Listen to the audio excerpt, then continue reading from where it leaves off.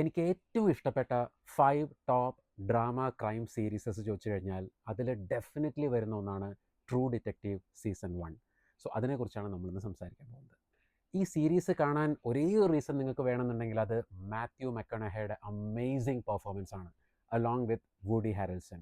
2 ഡിറ്റക്റ്റീവുകൾ Louisiana സ്റ്റേറ്റിൽ missing പെൺകുട്ടികളുടെ case അന്വേഷിക്കുന്നതായിട്ടാണ് തുടക്കം. പക്ഷേ ഈ സീരീസിൻ്റെ ഒരു പോക്കും അതിൻ്റെ ഒരു പേസും നിങ്ങളെ അതിൽ പിടിച്ചിരുത്തും. ലീഡ് ക്യാരക്ടറായ മാത്യു മെക്കണഹയുടെ റെസ്റ്റ് പല സമയത്തും സംസാരിക്കുന്നത് ഫിലോസഫിക്കലായിട്ടാണ്. അയാളുടെ ഓരോ ഡയലോഗും എഴുതി വയ്ക്കാൻ നിങ്ങൾക്ക് തോന്നും. അതുപോലെ വൈഡ് അറ്റ്മോസ്ഫെറിക് ഷോട്ട്സ്, ലൂയിസിയാന ഗ്രാമപ്രദേശങ്ങളുടെ ഭംഗി, ഇതെല്ലാം ഒപ്പിയെടുത്തുകൊണ്ടാണ് ഈ സീരീസ് ഉണ്ടാക്കിയിരിക്കുന്നത്. ഈ സീരീസ് ഒരു വൈൻ കുടിക്കുന്ന പോലെയാണ്. വളരെ സ്ലോ ആയി തുടങ്ങി നിങ്ങളുടെ സിരകളിലേക്ക് പടർന്നു കയറി ഈ സീരീസിൻ്റെ ക്ലൈമാക്സ് എത്തുമ്പോഴേക്കും ഒരു പ്രോപ്പർ ക്ലോഷർ നിങ്ങൾക്ക് കിട്ടും ചെയ്യും. അറ്റ് ദ സെയിം ടൈം ഇത് കഴിഞ്ഞാൽ നിങ്ങൾ ആലോചിക്കും ഈ സീരീസ് എങ്ങനെ ഇവരെടുത്തുണ്ടാക്കി എന്നുള്ളത്. ഇതിൽ ആക്ടിങ് പെർഫോമൻസിനെ കുറിച്ച് ഞാൻ പ്രത്യേകം പറയേണ്ട കാര്യമില്ല.